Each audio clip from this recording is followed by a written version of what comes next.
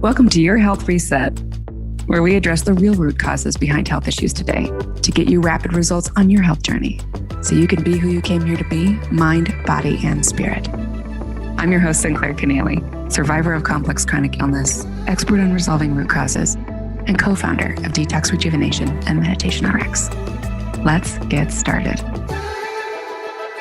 Welcome back. I'm your host, Sinclair Keneally. Today, I'm joined by the wonderful Ryan Sternagle, who is the host of the Anti-Cancer Revolution podcast.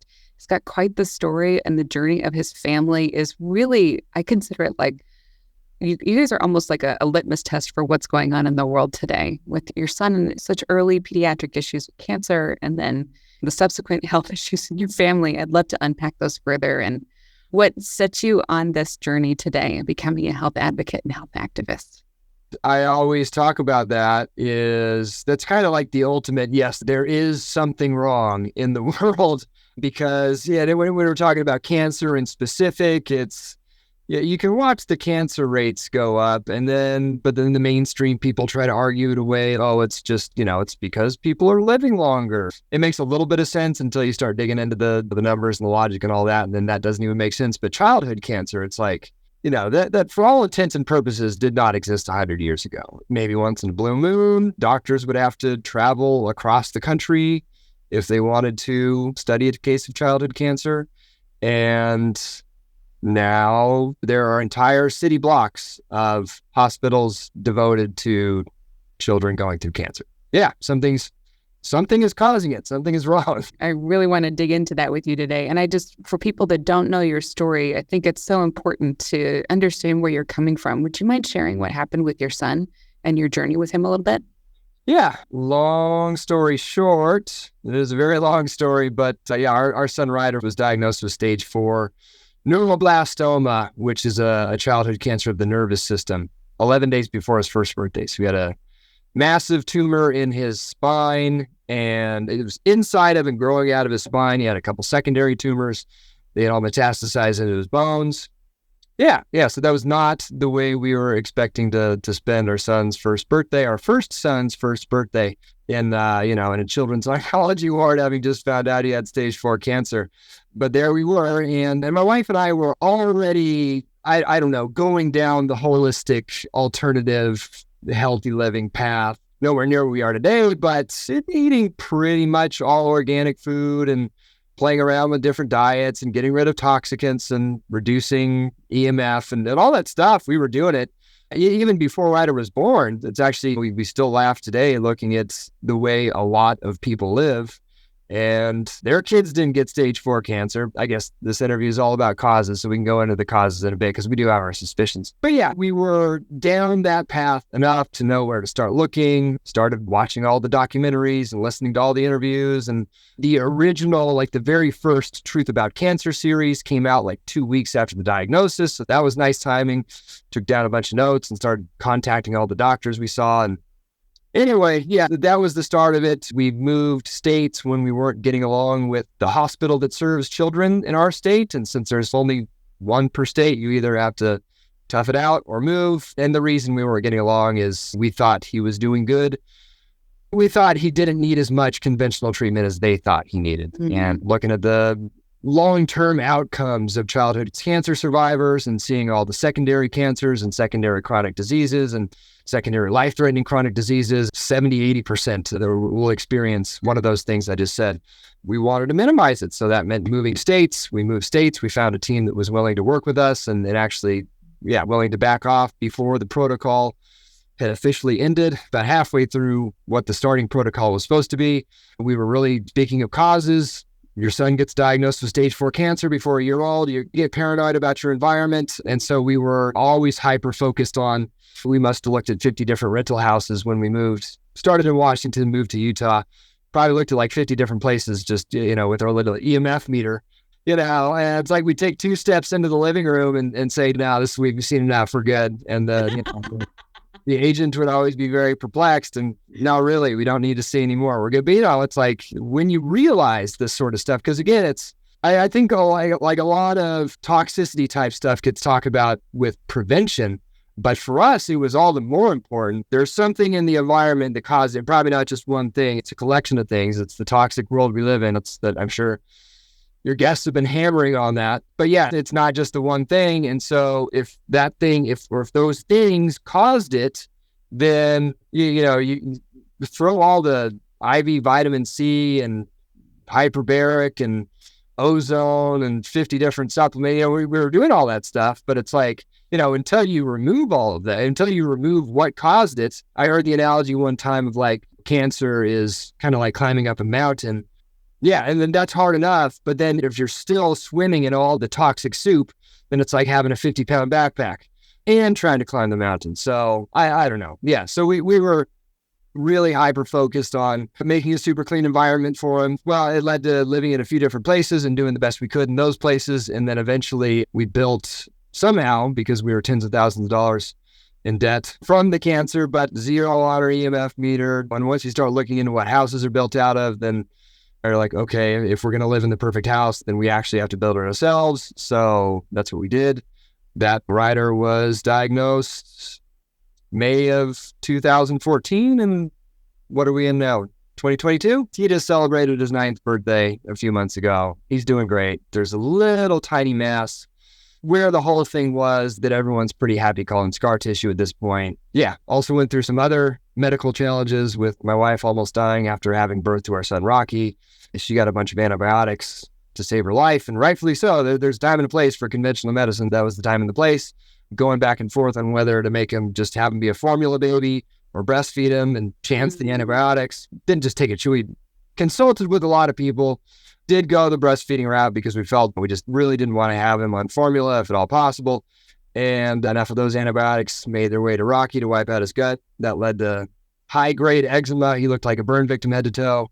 And then we did the same thing, did all the research and worked with the doctors, and we got him better. And that's the shortest possible way of telling that story, Sinclair.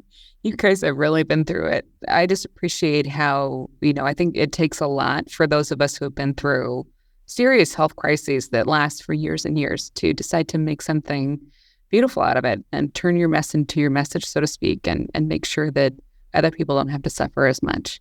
So I just want to thank you for your contribution and for going that route, because not everybody can. Yeah, and like speaking of health, extended health crises. Yeah. It's kind of funny because, right before, I've always had, not always, but since high school, had gut issues. And I just accepted that for a time, not even knowing that before I got into natural health stuff and healing stuff. And it's like, I guess I just got a weird gut. And then we start learning about all this stuff. And it's like, oh, you can heal this. Okay, I get it. I was just about to embark on my gut healing journey when my son got diagnosed with stage 4 cancer, and then that whole thing that I just said, I lost my day job along the way, and I left that part out while we were building the house over budget. Anyway, 8 years later, I'm just getting around to, okay, it's really time to heal your gut, Ryan, or that is a cause of cancer. You don't want to get cancer.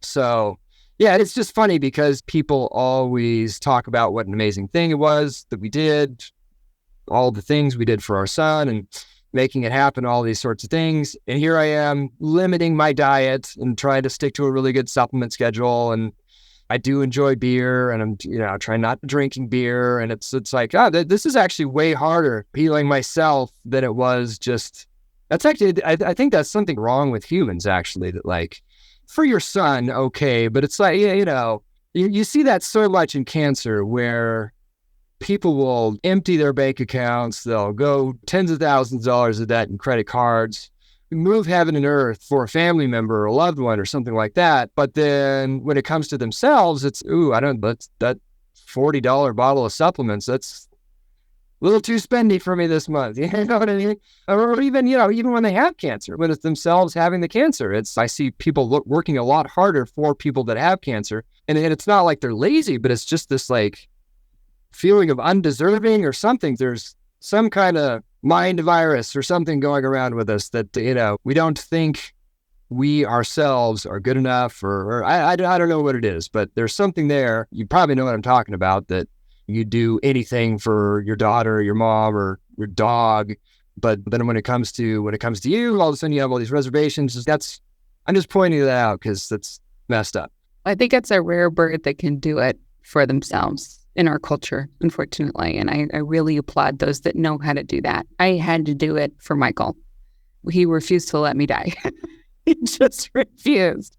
And I had really given up at a certain point, and he did not allow that to be the case. So I'm forever grateful, because if he hadn't found this little, and if he hadn't made sure that I got up every day and did them to the best of my ability, at a certain point I took over once I got some momentum. But for those of us who have to do it on our own, I think it's exponentially harder. I know I'm very lucky to have that advocate.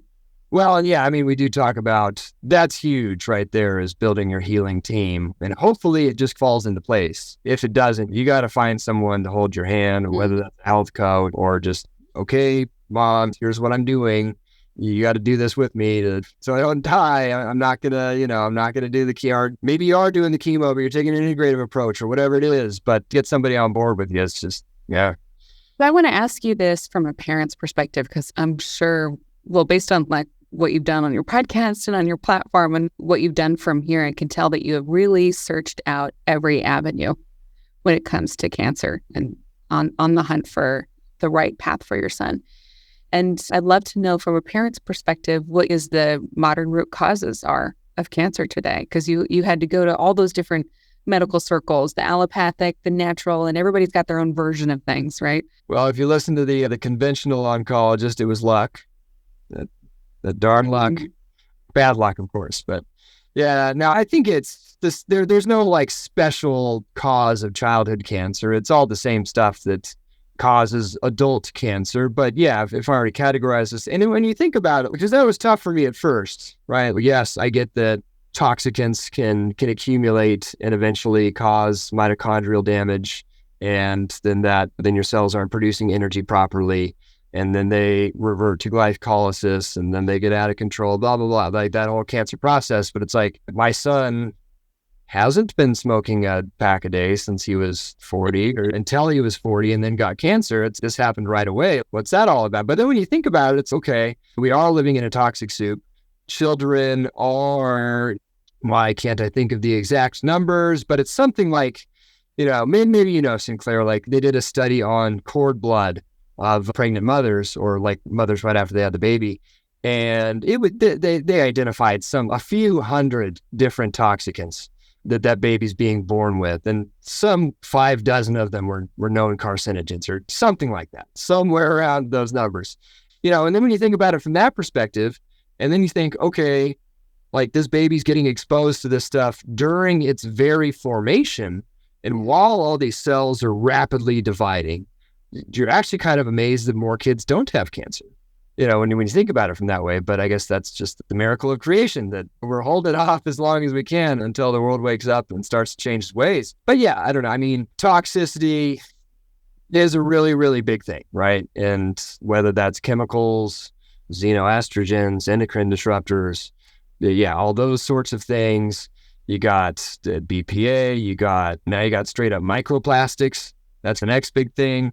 Is everybody's just buying all of this stuff in plastic and produce it. And yes, it's being produced in plastic, but you don't have to buy it. If it's in plastic, you can buy something else. And I know I'm not saying I've never bought anything in plastic before, but again, now that all this stuff's made its way into the ocean and into the rivers, et cetera, and now it's broken down to the point where they're tiny little microplastics that are now, they can poke holes in your gut like a pesticide can. They can embed themselves in your organs like a heavy metal can. And yeah, and now that, they're making their way into the food supply. So it's, yeah, I guess you could call that another type of chemical. I think it's really its own thing. So yeah, chemicals, heavy metals, electromagnetic fields, which it's huge. And I still, to this day, I hang out with a lot of health personalities and that sort of thing. I don't see them taking it as seriously as they should. If I'm being honest with everybody, it's like, I still don't think it's really resonating with people just how big of a deal it is. It really is the new, well, I guess they say sitting is the new smoking, but maybe sitting in front of your Wi-Fi computer is now you're smoking a cigar every day. Or I don't know.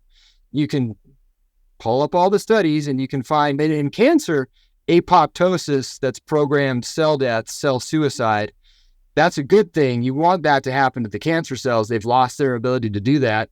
You can read a study on how you can take a perfectly healthy cell, expose it to non-native man-made electromagnetic fields, and there's something called a voltage-gated calcium channel that's only supposed to let in a little bit of calcium when it gets the right voltage from your body. Now it's getting this crazy voltage from all over the place, and those channels are staying open. The cell oxidizes. That starts the cell suicide. And now you have your cells either oxidizing to the point where they're horribly damaged and probably will turn into cancer, or just killing themselves because they know something's wrong with them when they're not supposed to.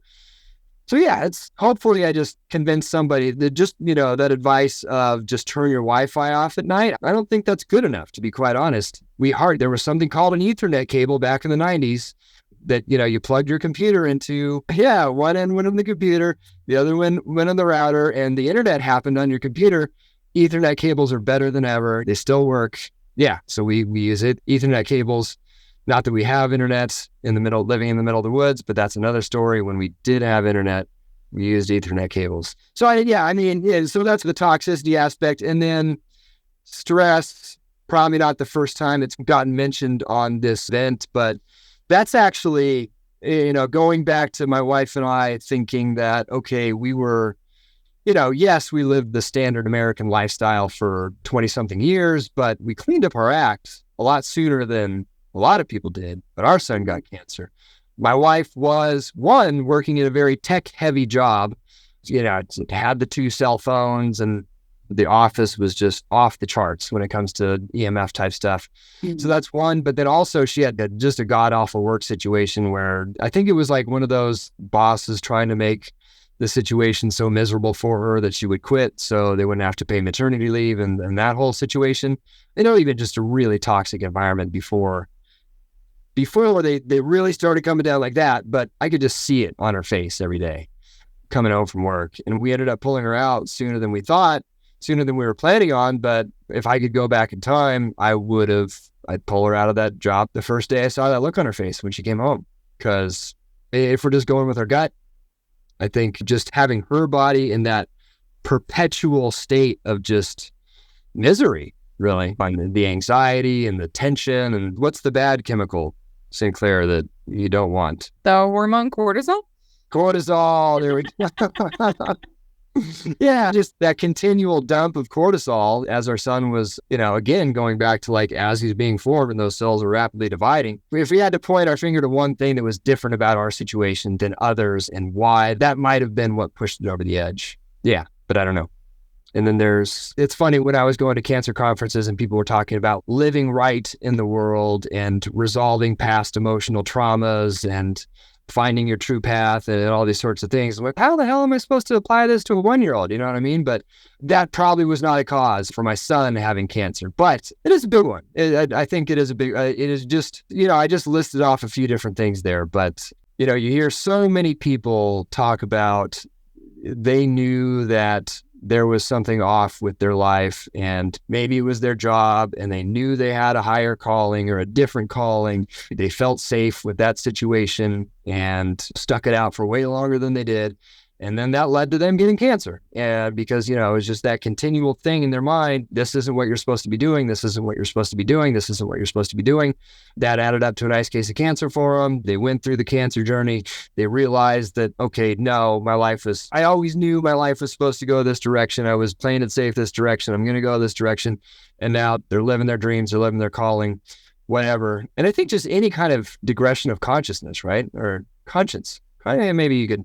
It's not a good idea to go against your consciousness either, but yeah, I think people could. Expressing your own values, like that kind of thing. Yeah. And I went off on the plastic tangent a little while back because it's a big deal, but it's called the golden rule for a reason, and people pay lip service to it, but deep down, I don't know. I think people could, even good people that, think of themselves as a good person, could probably be treating their fellow man with a little more I don't know, the way that they would actually want to be treated. Like, think about how you're acting on a day-to-day basis. Think about how your actions affect other people. And, I go back to the littering thing all the time, or the using chemicals thing all the time, because, it's adding up. We are creating our own toxic soup. We have to, you can't blame everything on the corporations. And it's like, we're the ones feeding the beast at some point. That's got to stop. I think everybody knows it. So again, it's just like, really analyzing your life, and 1, are you living right by others? And then 2, are you living right by yourself and what it is you think you should be doing? And then I know you've had people talk about resolving of past emotional traumas, and that's a really big deal too.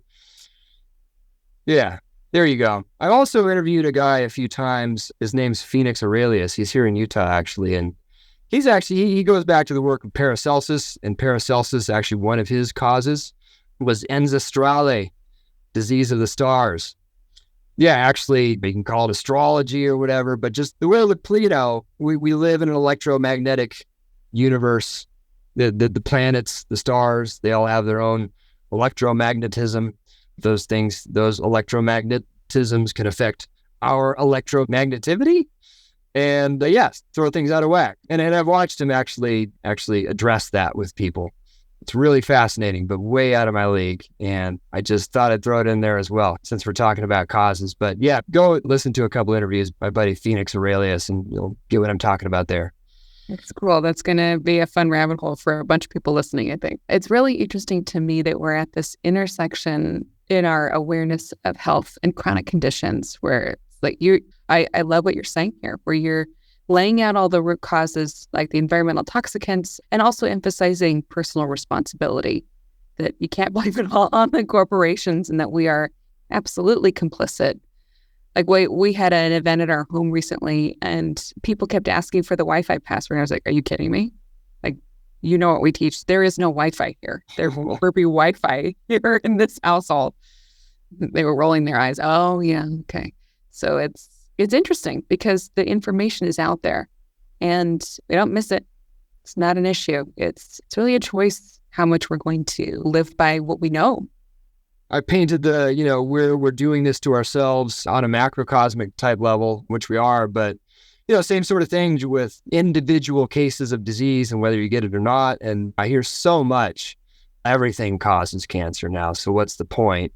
Wow, we went right to powerlessness there, huh?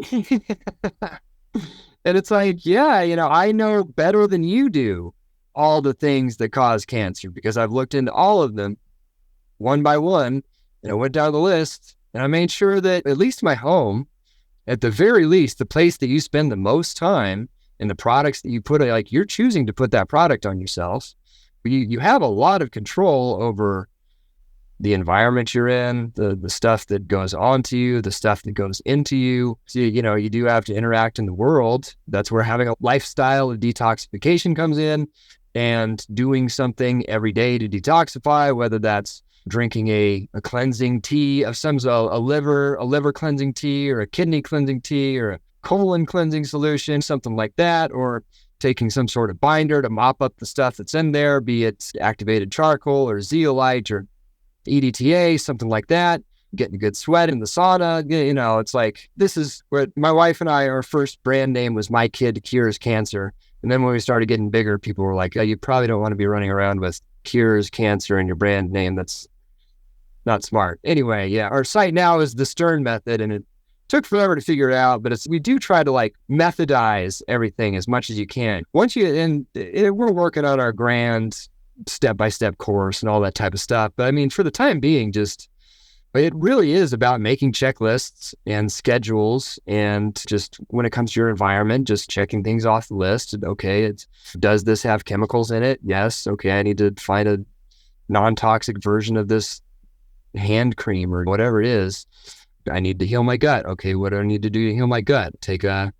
Keep the bowels moving, take a gut healing formula of some kind, do a castor oil pack. So it's find out all these things. And then, we were so big on checklists and schedules. Like I said, schedules we had that thing. I'm actually bringing it back. Dang it, we did better with the freaking schedule on our fridge than we do, because after a while, I got this, but then No, I was actually better with it staring me in the face. So yeah, we're bringing like a hardcore schedule back. And you'd be amazed at how much healing stuff you can pack into your day if you really are really intentional about it and say, I'm going to do everything I can to heal, whether it's cancer or stage 4 cancer, high-grade eczema, or whatever it is you're going through. Mr. or Miss person watching probably miss, because they care more about health stuff than men do on average, which is really sad. When people ask us what it was it the IVs you were doing for them? Was it all the different supplements? Was there one supplement in particular? The magic bullet. Yeah, and it's the conventional mindset is alive and well in the natural world. Yeah, even I see naturopathic doctors that are treating the symptom, not treating the disease, and just you got this going on. I got a bottle of supplements for you here, and it's not the way it's supposed to work. The one thing was my wife and I's willingness to just do whatever it took, whether that meant going tens of thousands of dollars into debt, or moving states, or building a house in the middle of the woods, or being willing to put in the time of developing our schedules and figuring out how we can pack all this stuff in around everything else we got going on during the day, and packing up all of his supplements and juicing on the plate, like not juicing on the plate, but we'd be administering his supplements and juice and stuff while on the playground. So he's getting out in the sun at the same time and keeping on a supplement schedule, and just, you just figure out what you need to do and then do those things, and you'll be amazed. I really appreciate you spreading this message of hope, because it does feel overwhelming. It's like a full-time job to heal from a chronic condition. I just want to give you a chance to comment. I noticed there were a lot of interesting podcast episodes recently on your podcast that were about energy, frequency healing of various types. And I wanted to give you a chance to comment on those, since part of the summit is about rapid results and how to achieve them. So beyond that practicality of like planning and commitment, or what are some of your favorite tools that might still fall into the natural health category? If we're talking about energy medicine and frequency and energy healers and all that type of stuff, I mean, I categorize all that too. It's just that's just a whole separate category. But we're big believers in energy medicine, and by energy medicine, you could encompass everything by that term, I guess. But specifically devices that broadcast a certain frequency or a light in a certain way. We do red light therapy every day. That's a device called the Bioptron, which is more of it's a red light. You're just getting red light. Bioptron is more of a full spectrum thing. We've got the laser watch. So it has like all different color frequencies. You get laser IVs too. This company, Weber Laser. Yeah, at a cancer conference one time, that was pretty cool, but they make a little portable watch type of deal that you can get. And then when I start listing all these things off again, people, whoa, and they start looking at the prices, and I don't have the money to go buy those 10 things. Neither do we. We saved up for one, and then we got that one, and we found out if we get a discount and what's the best possible price. And I was like writing my sob story into different manufacturers, even supplements and stuff like that. And just you'd be amazed at the kindness of people if you just reach out and ask, that sort of thing. So, but anyway, it took us a long time to get the collection of healing gear that we've gotten. I put stock in all of it. We're energetic light beings. And so it makes a whole lot of sense that energetic light type devices that are made for enhancing your energetic energy, are going to be helpful, probably even more helpful than the supplements and stuff like that that we're used to as time goes on. And then, energy healers, absolutely. Again, this whole place is energy. It makes sense that some people are probably born with a gift to harness it and manipulate it a little better than others. It's also a skill. You can work on it. You can learn how to do it from other people that have learned how to do it for a long time. It doesn't have to be woo-woo. It's just, and especially when you hear about what these people have done for other people, and, me firsthand, I'm talking to people who have gone through cancer every day, and I hear about these things every day, and that's an amazing story. And it sounds like that energy healer really did something for you. A couple different experiences with energy healers that we've had is one, this gal, she also pegged, and we never told this publicly at all, but that Teddy, my wife, was in a car accident. She got rear-ended while she was pregnant with Ryder. And she's like, was Teddy in a car accident by chance? And I was like, whoa, that's not public information anywhere. And I certainly didn't say anything to suggest that or anything like that. So she picked that up, and, something about that was a disturbance. But then the same gal said, okay, I'm sensing a trapped summer heat in Ryder. And then it's interesting because cancer is also, when you look into the etymology, you can find that summer heat. But she says, I'm going to let it out. And for like those 2 nights that she said she was letting it out, he just woke drenched like this. His whole bed was just drenched in sweat. And then she said, I'm done letting it out. And he'd never done that before. Never really did it again. And she lived many states away. That was. And because he's too young to really know what you're talking about at that point. Oh yeah. Yeah. He had no idea. And then there was another gal who, it was actually when we had a little bit of a scare, when we thought everything was going fine. And then an MRI showed that the tumor might be going back in the wrong direction. And Ryder was complaining about his back being cold in the spot where, the tumor was. And so those 2 things together were really freaking us out. And we brought on this other gal. And it was interesting because, we were on a Zoom call with her, and I could feel it like, I felt like somebody slipped something in my drink, like just sitting next to him on this Zoom call with an energy healer. It's, wow, okay, this something is definitively happening here. I didn't just start feeling high out of nowhere. I get so many emails about who this person is. Deborah Wayne. Yeah, there you go, Deborah.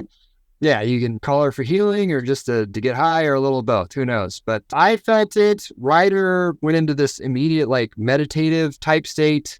Tibby was like maybe 3 or 4 at the time, all over the place, and immediately went all Zen. And we had a bunch of those kind of just interesting things, just the way he's acting, the way I can feel it, that sort of thing. He had this reading program where it said, I was trying to teach him to read, and it was asking him to point at, okay, which word says cat? Point at which word says cat. And he really couldn't do it. He'd maybe get like 1 out of 20 right or something like that. And then after the very first time that I did that program with him again, after that first session, he got it was basically 100% from that point forward. So something about it just like, I don't know, corrected some sort of imbalance that he still had going on mentally, spiritually, emotionally, whatever. And like the obvious sign we could see of that was now all of a sudden he's reading. It's really literally just night and day. It was pretty crazy. And then he never complained about his back being cold after those first couple sessions again. And things went back in the right direction for the next MRI and ever since. Wow. Yeah. And that's, again, you just got to bring it all in. Go down the list. Energy healers, good. Energy devices, good. Supplements, good. Ozone. I think everyone should have an ozone generator at home. They should do castor oil packs. They should have an infrared sauna. Yeah, like those 3 things. Yeah, good. Start your energy medicine collection. But yeah, we're also really big on just, okay, you can go spend thousands of dollars at an integrative, holistic, alternative cancer clinic, or you can figure out how much of that stuff you can do at your house and have it forever. Components of that. How can you make your own home a replenishing environment and take control of it so that you have the device forever for your whole family? Yep. I totally agree. We don't even sell most of that stuff. It's just about you should be in charge of your own health journey, your own health outcomes. You should and you can. Your message of hope, Ryan, this was, I think, super interesting for people on the healing path, and also it's a great reminder to parents that they're not alone. Yeah, and if you're a mom watching this and your husband is being a jerk about getting into the holistic stuff, I just tell him he's a jerk and he's not protecting his child. You know what I mean? It's obvious to millions of holistic millions. There are very well-trained, scientifically minded people on the integrative side, on the holistic side, that have a huge toolkit to offer your kid, that your husband's supposed to be the protector, and he's not being the protector if he's not willing to look at all the options. So wow. You can tell him I said that. Yeah. Really important message. I think we'll pull that out and share it on social media. Thank you so much, Ryan. Any last words for the practitioners in the audience looking to pick up those next tools? Practitioners. Or words of advice from a dad who went through this? It's probably not the first time they've heard it. Won't be the last, but it bears repeating. The mom especially really knows what's going on with her kid. Yeah, I mean, that was like the big thing that saw us through the journey was Teddy, my wife, has just a crazy, crazy intuition on her. And whenever we went with that intuition and fought for that intuition, turned out to be the right thing 100% of the time. When we let ourselves get talked out of that intuition by a conventional or a naturopathic doctor or a cancer coach or somebody, a well-meaning friend or whatever, those are the only decisions we regret about or would have done differently going back, is just listen to her intuition and just her knowing what's going on with her kid and what is going to help and what isn't. If there's a super strong feeling there one way or the other, you got to take that into account in a big way. Yep. I completely agree. Thanks for sharing that. We really appreciate you. Thanks for this event. Needs to be a million more like it. But yeah, I love what you're doing with just breaking it down like this. This is perfect. Thanks for listening. Go to detoxrejuvenation.com to find the links in the show notes to everything we covered in this episode. Please subscribe, review, and share with other humans who need this precious information. Let's help each other. Until next time, love, Sinclair.